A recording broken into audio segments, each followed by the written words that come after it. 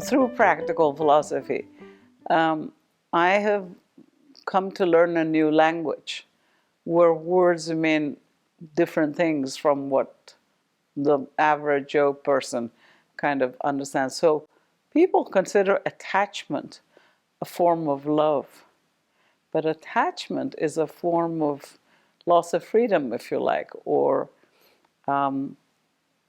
taking a hostage. You know, if I keep saying to Lily, "Oh, I wish you were 3 years old and you were talking cute," I'm kind of, and I see it in her face.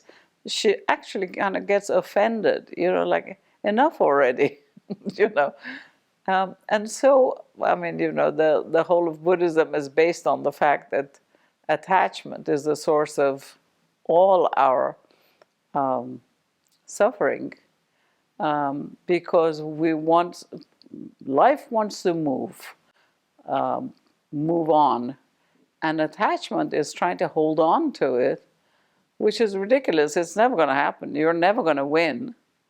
Yesterday, one of our neighbors is starting a newsletter in this community. And she asked me through Fari that would I write something about my life, you know, in the first issue of this newsletter. And of course, she didn't tell me how many words or how long she wanted it to be or something. So I sat down and, you know, typed out something. I called it A Life in 4 Acts. And, you know, very quickly you kind of review your life. And Act 1 was youth and growth and, you know, a sort of a glamorous-ish life in Iran. And there is no inkling in your head that it should be anything other than this.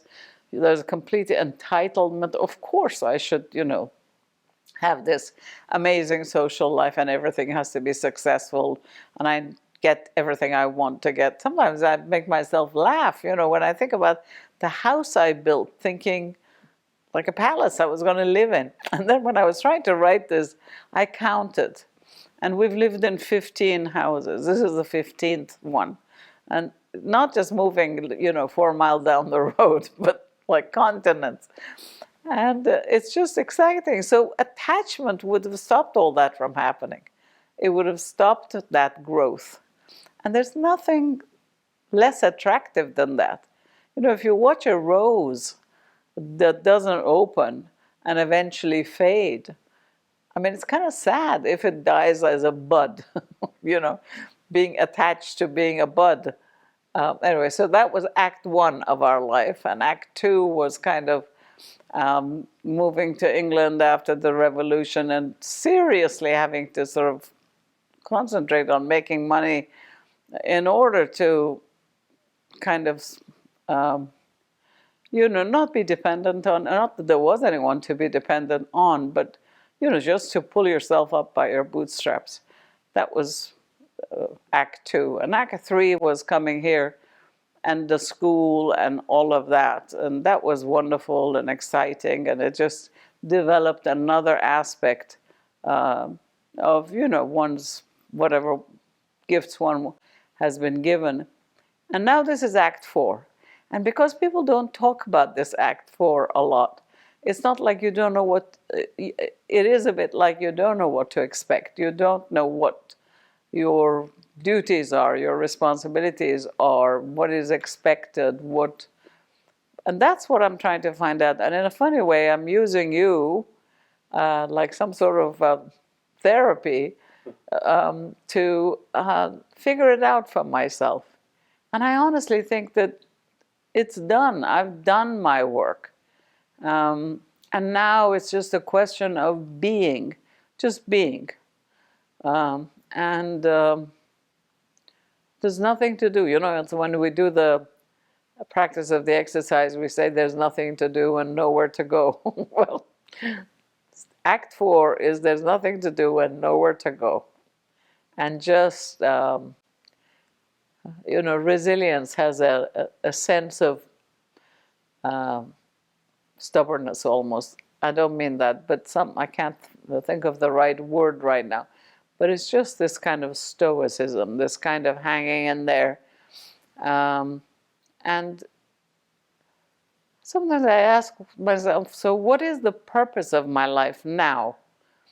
Um, Sometimes Fairy misses traveling and, going out for dinner and seeing people and so on. And of course I tell him, you should. I can't, but you should. And, I'll be okay. I've got enough friends and Layla down the street and all the rest of it. But he doesn't.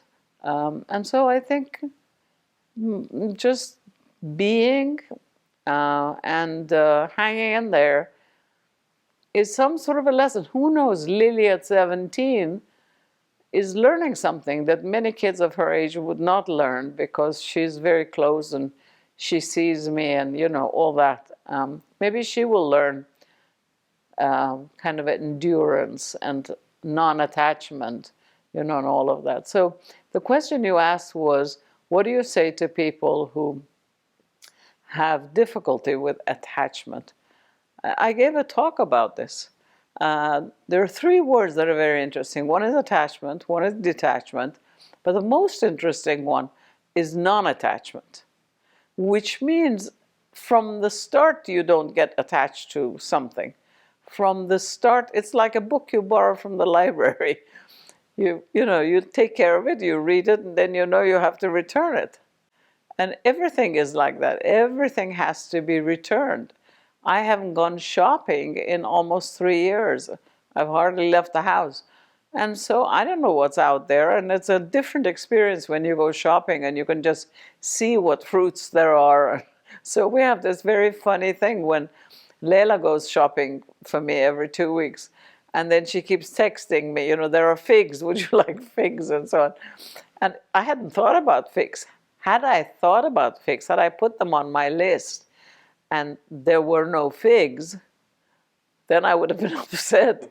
But, when you're happy to go along with the dish of the day, then there is no suffering. But it's very difficult to explain this to somebody who hasn't learned that language. And you hear it, and, I remember myself, in the early days in the school, the tutor would say something like what I've just said, and I say, yeah, well, it's all right for you. But, me, I've worked so hard for this and that. We built this magnificent house in Iran, beautifully made to measure, so to speak, for a life that we thought. I once went and bought 200 plates, the same, because I didn't want to rent, when we had big parties and so on. And we never, ever used those 200 plates. In other words, things ended before they even started. And, it's funny when you think about it. So, yeah, attachment is a big problem. And detachment is hard to do. The better thing is not to get attached from the beginning, to see everything like on loan, and then, you're happy.